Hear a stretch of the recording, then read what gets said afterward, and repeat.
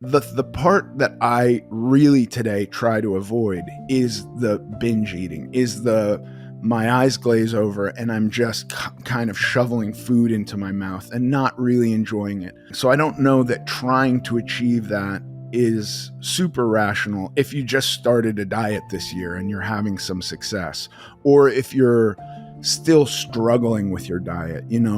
If you're having more negative days than you are having positive days, that's a tough kind of equilibrium to achieve.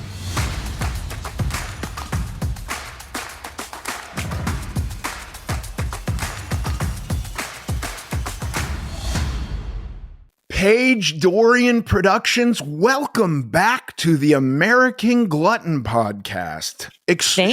Producer extraordinaire, keeping the lights on. This is Paige Dorian. Well, thank you. I am so...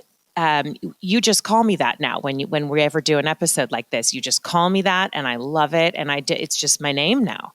Okay. I mean, you can find me on Instagram. Yeah, people could discern that your name is Paige Dorian and that you do productions. Yes, but this is the Instagram handle. That's what the direction. Like, go look her up. Give her a follow at Paige Dorian Productions. Like and subscribe. Well, 5 stars. It is true. If you need a production, you can come to me. But in this case today, I am here as your number one fan to ask you an important question, because not only am I starting to get a bit of concern / worry, but a lot of people are. Let's set the scene. It's November. It's about to be Thanksgiving. By the time this airs, it may have been Thanksgiving, but we are rolling into a month or more long of celebrations, holidays, get-togethers, and eating. So let me ask you, in 2024, how are we staying on course over the holidays? We have stepped into the gauntlet of debauchery. Indulgence is upon us. First of all, as Americans, what happened to us in the distant or not too distant past that we got so freaked out and every single thing has to be celebrated with food? Everything. Like, there's not a single holiday that I pay attention to. Maybe like, what does President's Day mean to you? And I'm like, not much. Don't think about it. The bank is closed, but I'm not celebrating it at all. I'm not going around going like, George Washington was the greatest. Like, okay, like I'm not throwing shade on any of the presidents, but this is not a holiday that means anything to me. The holidays that mean something to me are the holidays that incorporate binge eating, whether it's, what does Halloween mean? Like, I have friends who are so into the ghoulishness of Halloween and dressing up. And there's like, it's almost like this pathway into an alternate universe where there's darkness and demons that you're doing battle with. And maybe you are a demon on that day, but every other day of the year, you're like this, fighter for truth and light. But then you get to be a skeleton on Halloween. No. Halloween means binge eating small, tiny candies and deciding that candy corns are bullshit and you want Reese's Pieces. You know what I mean? Like, that's where that decision is made. And for me, that decision was always made, what can I consume the most of? Candy corns, once I get to like the second bag of them, they hurt my mouth. But Reese's Pieces, I can fucking guzzle gallons of them, pounds and pounds of them. And my body keeps going like, yeah, put more of that into it. Peanut M&Ms, give us more of that. We're not going to flip the switch on that. So that's what Halloween means to me. And then even down to like Valentine's Day. And I remember as a kid just desperately wanting someone to want to receive love from me, to have somebody to write a poem to or write a card or give a card to. I didn't even want that directed at me. I just wanted somebody open to receiving it from me.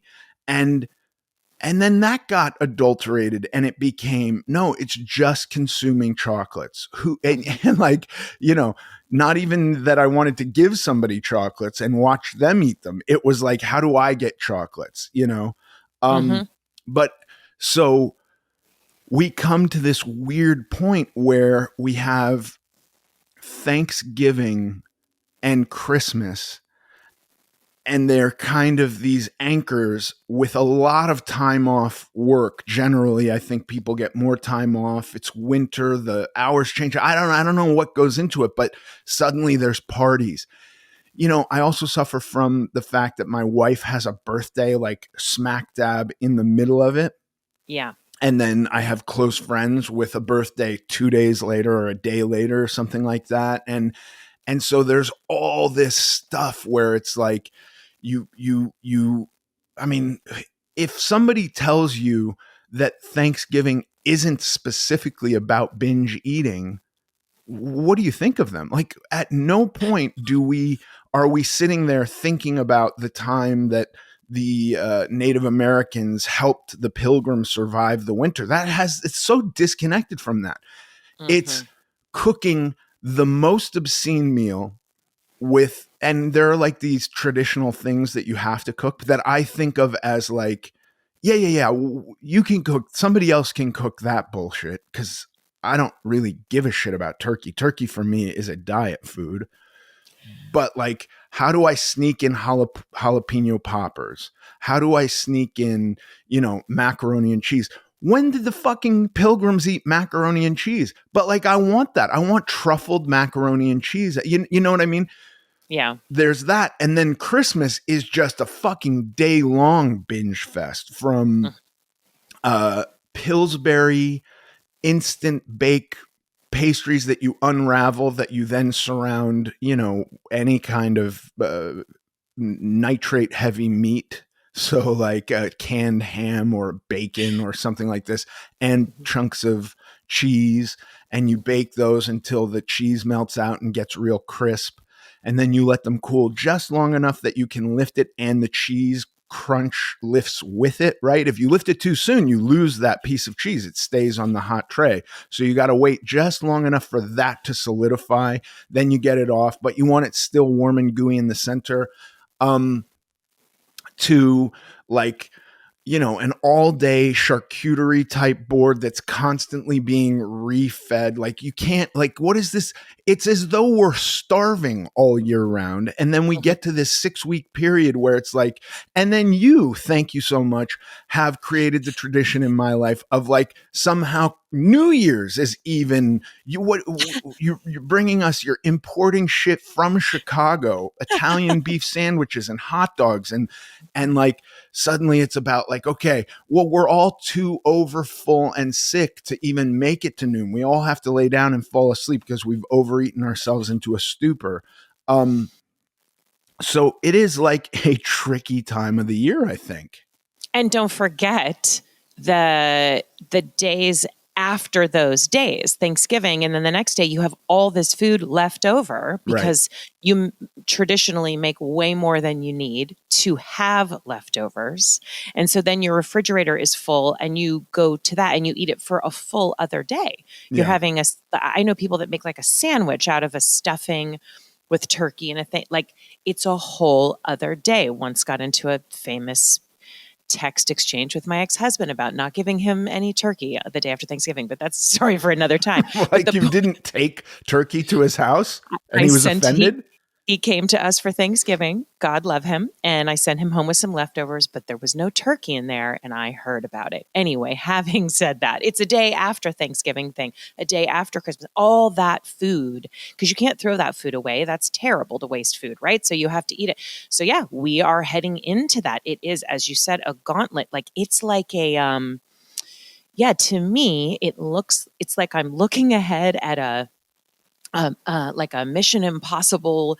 There's like lasers and I have to get through them to get to the other side. Yeah. And this is the time when maybe you've put in work on exercise. Maybe you've put in work on your eating. Maybe you've hit a stride only to come to this. Or maybe I want to say there's also, and I'm asking you this as an additional question. It's like, What if you don't? What if you feel like you don't want to eat that stuff and you're okay not eating that? And then you get the pressure from everyone at your table. Like, why aren't you eating this? Why aren't you trying that? Like, how do you begin to make a plan to get to navigate it all?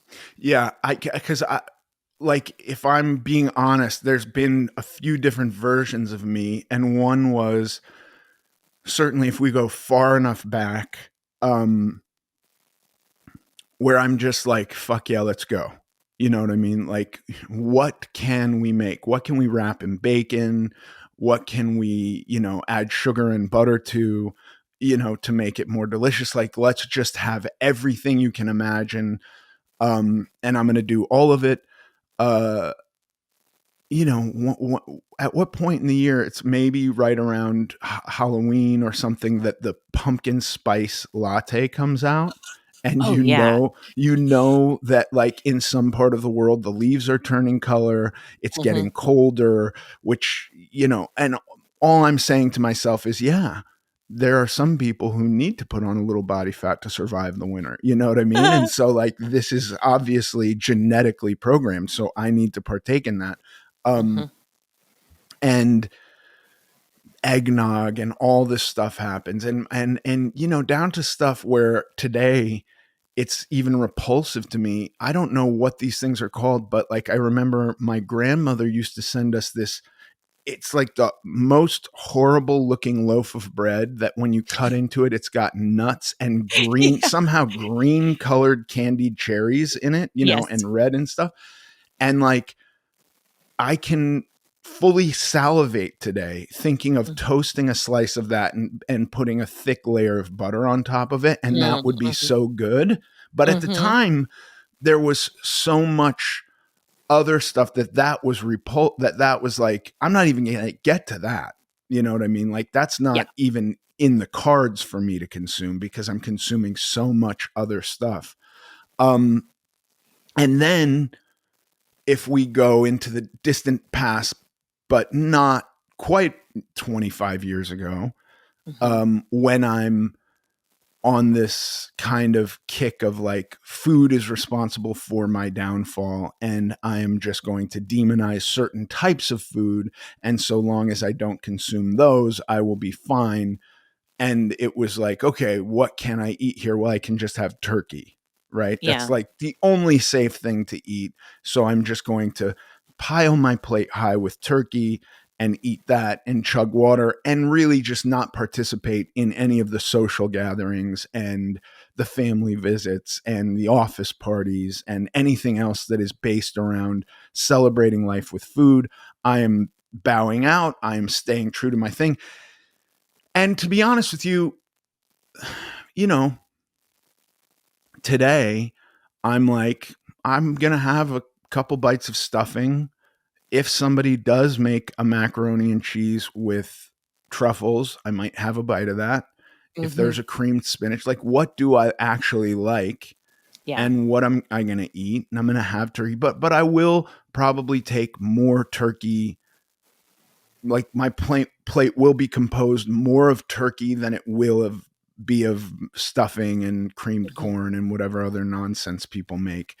And Yeah. I just want to be able to get into the mood, because, like, if I'm being completely honest, I like celebrating with food. You know what I mean? Like, that there Mhm. is some part of me that enjoys that pageantry and tradition of making a big meal and coming together. I'm always envisioning a time and place when, how could this have started? Well, people must have been starving, right? And you kind of save your best stuff for this day, and you Mm. stockpile it a little bit, and then everybody gets to overeat because they're tiny and malnourished, and, like, not doing that the rest of the year, or it's not available to them. And Mhm. so the part that I really today try to avoid is the binge eating, is the my eyes glaze over and I'm just kind of shoveling food into my mouth and not really enjoying it. I will say, though, that I don't think I would have been capable of that when I first started dieting. So I don't know that Mm. trying to achieve that is super rational if you just started a diet this year and you're having some success, or if you're still struggling with your diet. You know, if you're Mhm. having more negative days than you are having positive days, that's a tough kind of equilibrium to achieve. I think it wasn't super easy for me. It took a long time, and it took kind of seeing my kids who would bake something and want me to taste it and me say, no, I don't eat that kind of stuff. You know, it still breaks my heart that I did that to them ever, because they ate everything I made for them. You know what I mean? Mhm. So Yeah. the kind of transactional balance is out of whack here. When they go to like please me with food, I'm unavailable as a recipient of that, which I feel some guilt about, but like I was going through stuff, you know what I mean? I hope I didn't Yeah. create bad habits for them in this way. I'm just going to say from my point of view, anything if, and that's a big if, you ever created any bad effect on them, it is far outweighed by the million good effects you have created on them. So I wouldn't worry about that and also look at the amazing example you're setting now in so many ways. So don't even go there with that. Also, kids don't remember half the stuff that we think they do. So Right. you're okay. But to your point, this is the thing, like, it struck me when you just said, like, it's different for you now than it would have been when you were just getting your sea legs, so to speak, right? And so that is what we're talking about here, is because today, correct me if I'm wrong, you will course correct. If you had a little bit too much on if you have a little bit too much on Thanksgiving, I know you, the next day you're for sure working out. You probably worked out on Thanksgiving. You're going to eat, okay, fine, but you're going to work out, and you're not going to eat all that stuff the next day. Like, you're in a zone. So what about someone who might be, how do you do it? Like, what do you do? Do you portion it out? Okay, I'm going to allow myself, as you mentioned, a bite of this, a bite of that. What do you do? I guess there is no right answer. Someone might say, I need to abstain from all these things that are not on my plan. I can't even have a bite. That's kind of how I get, I'm like, if I have it, it's like breaking the seal, and then it's a big fuck it, So Okay, there's a couple what do you things do? there. It used to be the strategy of like a day like Thanksgiving was no food leading up to the Thanksgiving meal, right? So I wouldn't eat breakfast, I wouldn't eat lunch, and I'm just preparing for this meal to come in. So by the time we get to that meal, I'm virtually irrational with like my body is just saying like we're ready for food. You know, I think people who intermittent fast might fare better simply because they've acclimated their systems to big long periods of not eating and then consuming their food in a window. I don't, I'm not recommending intermittent fasting as a strategy to diet. It can be totally workable. All we need to really know about fat loss is in thermodynamics. Fat is stored energy.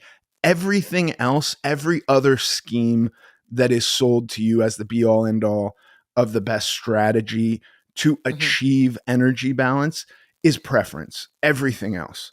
Fat loss is strictly being in an energy deficit.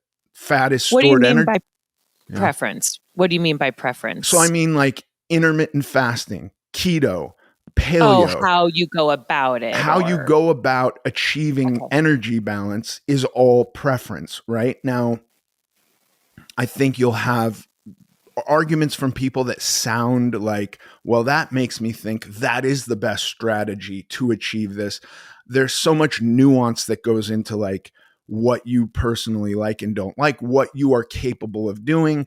And there's a little bit of lost in most of the mainstream strategies to the fact that fat loss isn't really linear. So unless you go into a deep enough deficit, once you've lost 100 pounds or some big amount of weight, the energy needs for your body have lowered so much that you really got to take another step down, dig a little bit deeper to continue, or you'll plateau. That's why you see people spinning their wheels on a plateau on any of these things that produced great results in the beginning, right? Mm-hmm. If you jump onto a 500 calorie a day diet, you'll never plateau, because unless you're, 6 years old and emaciated, 500 calories a day is not going to be enough fuel for your body at any size.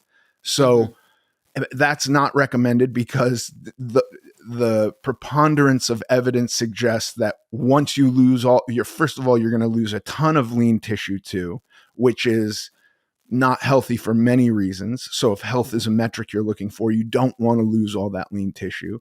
And then the minute that you go like, I'm done dieting, if you don't stop dieting, you die of starvation at something that severe.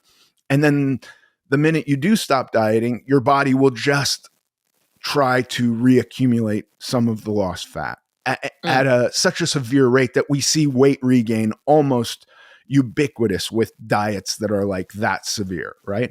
Yeah. So finding the structure that is correct for you is really important. Anyway, that's my point about intermittent fasting. That's just a structure. That's not there's no like, this is the right way for everybody to do it. But I would assume that people who are acclimated to, no, I don't eat before 4 p.m. So I don't go into 4 p.m. starving, and I'm able to make more rational decisions once I get to 4 p.m. I don't do that. That's not super useful to me. So when I miss my first meal, my body starts, some hormones start kicking in, and my body starts going like, you need to eat. We're going to start throwing some more ideas in your head about stuff that's off your plan, because like you're not eating and you're now hungry, and we're not used to this. So we want to get more fuel into your body faster. So you're going to start thinking about peanut butter or, bread with a big, thick slab of butter on it. Because that's an awful lot of energy you could throw back real quick and not be full, so you'll have a second slice, right? That's what my body starts telling me. And then by the time I get to 4 p.m. and we sit, because, I don't know if this is normal for people, but like Brandy wants to eat Thanksgiving dinner at 3 p.m., which is not the normal dinner time. Like dinner time is, we're still pretty old. So dinner time for us is 5. That might sound crazy to you, but like pulling it up 2 hours seems crazy to me. So even then, when I'm trying to be perfect and I'm going like, I'm going to eat a normal breakfast, I'm going to eat a normal lunch, and boop, 2 hours later, it's time to sit down to Thanksgiving dinner. I'm not starving and out of my head and looking at the Pillsbury. By the way, who the fuck on a normal day would go to a restaurant and choose Pillsbury? You know why you choose it? Because it's reckless and it's delicious. And it's like, I mean, if I had not been calorically deprived and you said, here's this really nice Parisian croissant or a Pillsbury roll, I'm taking the really nice Parisian croissant every time. But if you get me in a little calorie deficit and you go, how many of these Pillsbury rolls can you throw back? Like for the same price of this Parisian croissant that's handcrafted, by some hipster with a funky mustache in Silver Lake, you could buy a whole tube of Pillsbury crescent rolls and you could throw those on a tray and bake them up in 10 minutes in the oven. And guess what? They're fucking awesome if you throw a little stick of cheese in the middle. You know what I mean? Like, I don't know why I'm choosing that when I'm hungry. But yeah, so I think that I try now to go into the meal not calorically deprived so that I can make more rational decisions. And then I'm trying to balance my plate in a way that my plates are generally balanced, which is like protein first. The biggest serving for me is protein, and turkey's a great source of protein. So now I'm trying to like increase my affinity for protein by going like, let's think of all the right things about turkey breast. It's packed with lean protein. So that's good. So like I'm not just going to shit on it, even though it is like a staple of diet food, right? My plate then has lots of lean protein, and then I'm not going to deny myself anything. I'll have a bacon wrapped jalapeno, but I'll have one. I'll have some mashed potatoes and gravy. Even though if I'm being honest, I don't really give a shit about mashed potatoes and gravy. I would much rather have my potatoes fried. Mm. By the way, poutine is magical. Deep fry my potatoes and put the gravy on top and I'm in, right? But like, I'll have a bite of that because one of my kids will have forced me to make it for them, or they will have made it for them, and they'll want to see, like, does dad think this is really good? And I'm eating it, and in my head I'm going, mashed potatoes are fucking boring.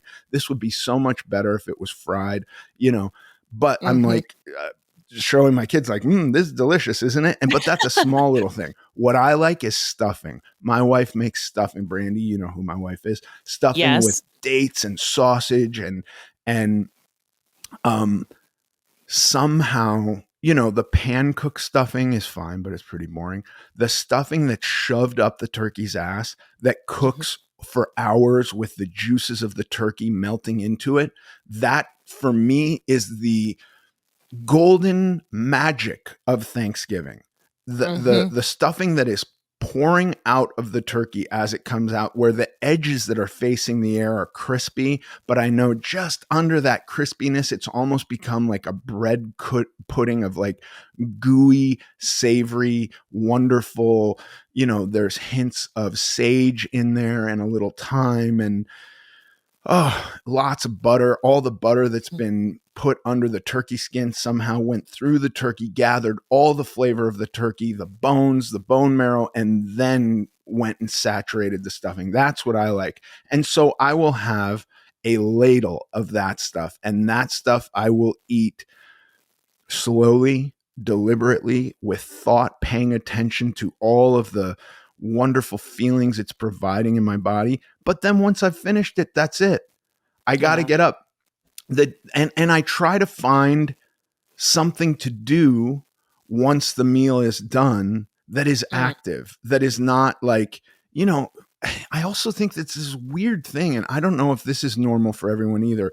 Brandy tries to slow the meal down by doing like, what are we thankful for? And everybody has to participate. And we have 4 kids who generally think we're nerds for wanting to do that. For me, more than anything, it's just that, all day has been spent on this meal.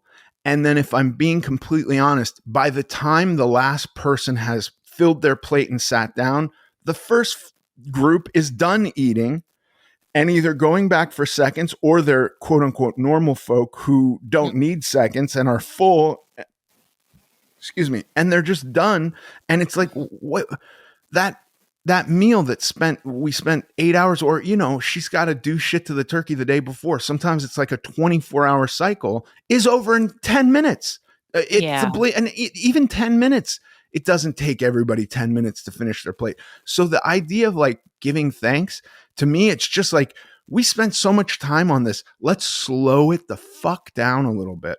Let's take time. Everybody has to talk and share something. It's like a wonderful AA meeting in that way. You know what I mean? Yeah.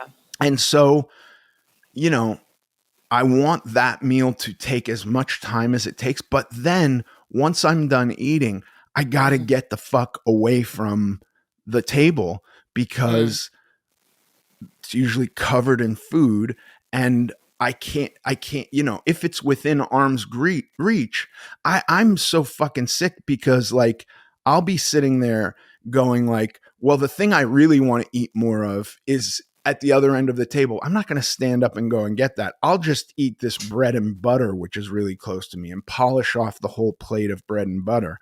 I got to get away. So, and doing something active is really useful. I will say though that, I once convinced myself that the active thing that was going to be good to do was going to be cleaning up. Like I'll get up and start cleaning, and somehow while cleaning, so much food goes into my mouth that I've eaten a second or third plate by the time. So I actually have like a little bit of a get out of jail free card with my wife and kids, where I go like, guys, it's really, I can't clean up without eating. So either walk around and spit or pour dirt on everything so I won't put it in my mouth, or just clean up for me, and let me go do something else for a minute. Yeah. And you guys used to do that. You would like go on a hike the morning after, right? Or like even New Year's Day, I've done that with you guys, but like a walk, a thing like, that, because what if you do, okay, so there's the moderation aspect, Yeah. eating, filling your plate with more protein, filling up on that, allowing oneself to have a bit of the other things, right? That's kind of what you're describing. So what if you're in a situation where you did not keep to that? You were not moderate, and you wake up and you feel that feeling, which this can happen any day. It doesn't have to be the holidays, right? But you feel that feeling of like, oh man, I overate. I ruined my plan. Ugh, like what can you do to shake that feeling off that day and not make the rest of the week a complete, total loss? Yeah. So I think about, and the way I started thinking about it this way was with Clementine. She has type 1 diabetes. And so I would notice if we graphed, and you can see it because you'll get with her blood glucose, she has a continuous blood glucose monitor. And so it's not just giving you what is her blood glucose at this moment, but it's showing you like you can see like a 24-hour period. Was it high for most of that period? Was it average for most of that period? Was she low too often, which is really the scariest thing for type 1 diabetics, is low blood sugar can fuck you up really much more severely than in the short term than high blood sugar. And so I noticed this thing with her, which was her blood sugar would go too high. She would correct with insulin. Her blood sugar would come too low. She would have to correct with sugar. And so there was just a constant kind of choppiness in her. It was really something we struggled with for a while, which was, following all the rules the doctor gave us, which, they change as you age. And so suddenly what was working perfectly 6 months ago might not be working perfectly as far as the ratios of insulin to the amount of carbohydrates she's eating, or just to correct her normal stasis of blood sugar. This choppiness of too high, too low, too high, too low. And it would be very, very difficult to get it back into a balance of normal range once you hit that chop. And in going over with her ideas on how to kind of adjust that, I realized that me and dieting were very similar in I'm doing really well and I push it too hard, and then I overeat, and then I push it too hard and then I overeat. Like finding this balance of like moderation was difficult. So more than anything now, if I have one of these days of like, I couldn't escape the table. The conversation was just way too interesting on Thanksgiving, right? Watching the aunt and uncle bicker about politics got me off a little bit, and I couldn't leave. And suddenly I'm just shoveling food into my face because the conversation, while I'm finding it fascinating, it's also causing some anxiety in me, and I got to quell that with food. More than anything, I don't want to overreact to that. So I gotta be as present as I can be and go like, okay, what is my normal pattern and my normal routine? I overate last night. I don't want to go and overdo it at the gym and create some situation where now my body's even overly hungry because I overdid it at the gym. And now I'm fighting this craving to eat more food all day. Or I've suddenly still got the taste of stuffing in my mouth 2 days later, and it's making me think about stuffing all the time. And so like, I know there's a jar of stuffing in the fridge, and I'm going to go back to it and somehow, pan fry a loaf of stuffing, which, God, doesn't that sound good?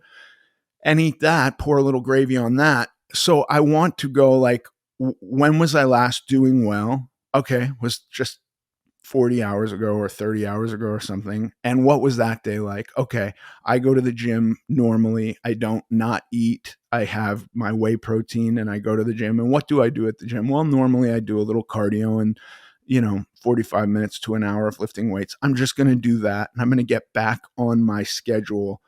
And I'm not going to try to make up for the damage I did the night before. I'm just going to try to get back onto the schedule that was providing me with the results I desire. Because I think chasing that, I overdid it with food. I got to now put myself into the hurt locker to make up for it. It just becomes this choppy graph of peaks and valleys. And for me, just being on a long-term plan that I know is providing me with the success I want is a better plan than trying to chase my failures with successes and then waking up to more failures, which it gets into this cycle of peaks and valleys again, you know? That's an interesting, I don't know. I never thought of it that way because I've had an instinct to like do this. Yeah. Like, oh my God, I have to be even stricter now. It's like day one all over again or whatever, if you do that. So I like that so much. That's very helpful, actually, the perspective of that. Like, look, it's not to say that, I'm sure there could be a person who goes like, I'm going to have more food tonight at Thanksgiving dinner and I don't want it to register on my life at all. So I'm going to go run and earn that food. But like, really, what are you earning? The average person burns like 100 to 150 calories per hour on a run. What does 150 calories get you at Thanksgiving dinner? That's like one of these Pillsbury rolls that I'm talking about, which is nothing, That's and right. I could be slightly off in either direction, but you get my point. Trying to earn that Pillsbury muffin or roll through exercise to me is just a bad scheme. And I'm going to wind up breaking my body before I earn all the calories that I'm driven to consume. So I don't mess with leftovers. Obviously, turkey is a perfectly safe leftover where like if turkey's a part of your plan, there's no reason why the roast turkey that your wife made last night can't be substituted for the deli. It's probably even better for you. It probably doesn't have as many nitrates in it as the sliced turkey that you're getting from the deli. So like, yeah, there's nothing wrong with that. You want to throw that in with your egg whites or have that with your veggies. That's perfectly fine. But I want to send people away with as much stuffing, as much creamed corn, as much of the little Pillsbury rolls. By the way, this is not an ad for Pillsbury. I think those things are terrible. I hate them, but they're so delicious. Like I know. Right now today, where I had breakfast, I exercised, I'm living my life. If you said like, go eat a piece of bread that you think is like the best piece of bread, it would not be a Pillsbury roll. It would be like Bub and Grandma's sourdough bread, or I would go and seek out that little hipster guy with the funny mustache and the leather apron who's like handcrafting croissants. That's what I would want to eat. But God damn, the holidays come around and I can't help but throw a couple tubes of Pillsbury shit in my cart. It's true. I had a friend who used to bring his tradition, because we get into traditions, which is my next question for you. But he would do a Pillsbury crescent roll and inside a piece of cream cheese. Oh man, he's a genius. Yeah, because that's going to melt. His name was Chris, and we nicknamed him Crescent Roll Chris. But that's the thing is like you have these things that we have these things we grow up with. Most people do. And you have like, it's funny that you mentioned macaroni and cheese because that was never a thing in my house. It just wasn't part of. Who the fuck eats macaroni and cheese? It's got no connection to the Pilgrims. No, but a lot of people do now. It's become like this traditional thing, or it's just made its way from certain people's families into others. And so, there's this other part of the holidays, which I think is really amazing, right? I get really not sentimental, but I use my parents who are no longer with us, Oliver Sholem. I use my parents' dishes that I've saved and I wear my mom's bracelet on Christmas. It's like a little thing I like to do when I entertain and have people over. And so that gets into the food too. And so you make this thing you grew up with, or this thing I don't know. It's like, I guess I guess what I'm trying to say is like, it can be a struggle also to not go crazy or to eat these high caloric foods or these things that make you feel bad or whatever, or off your plan, because it's just part of this. It can be sentimental, I guess, is what I'm Yeah. trying to say too. And it reminds me of, many, many years ago, I think I did Weight Watchers, where you would go in person to meetings and stuff like that. Of course, I did that because I did every diet known to man, similar to you. I remember being a teenager and going with like a neighbor who's like my mom's friend. Anyway, there was a person going on a cruise, and she raised her hand in the meeting and she said, "What do I do? There's going to be these buffets and all these foods, and what do I do?" And the advice from the Weight Watchers person was, you just say to yourself, "Well, I've had that before. I've had that before."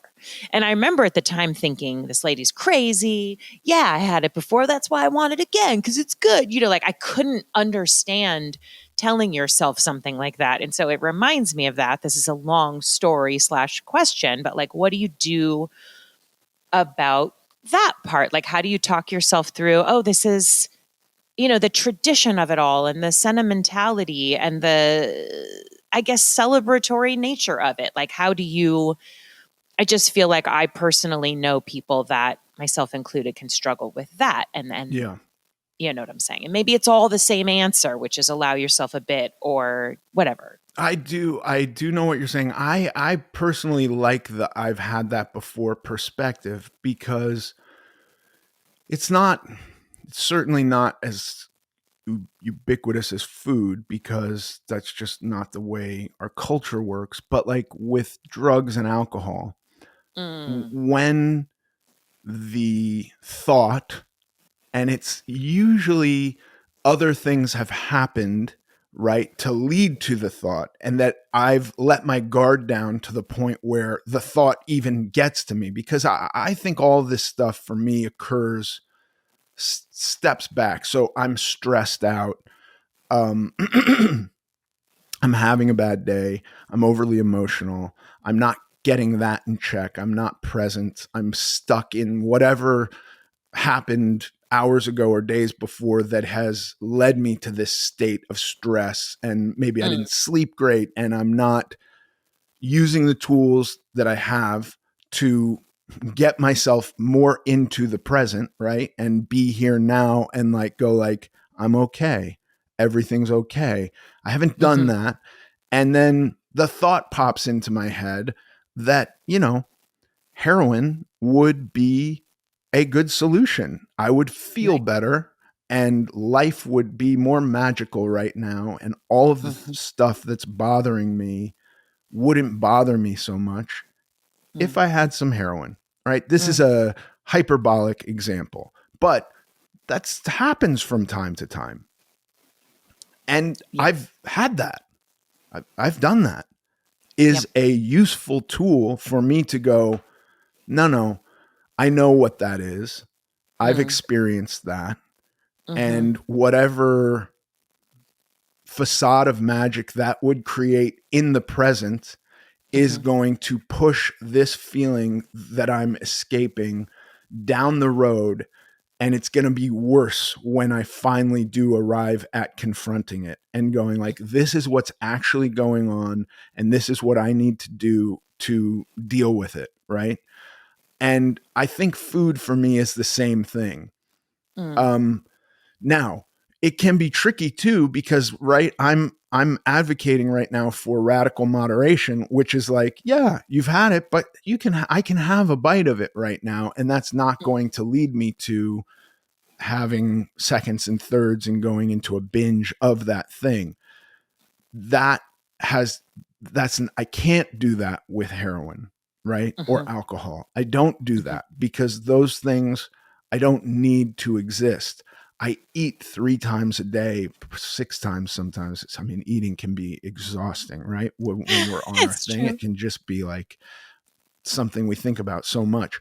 And I'm trying to not make it the total focal point of my life. So I would suggest that if you can't achieve that kind of moderation, you got to be real honest with yourself of whether you can or not. Then I've done that and I know where it leads, and I'm going to be very honest with myself about what are the second and third order effects from going like, I've had that, but I want to have it so bad. First of all, I kind of try to stay away from the things like I talked about how much I love stuffing. Mm-hmm.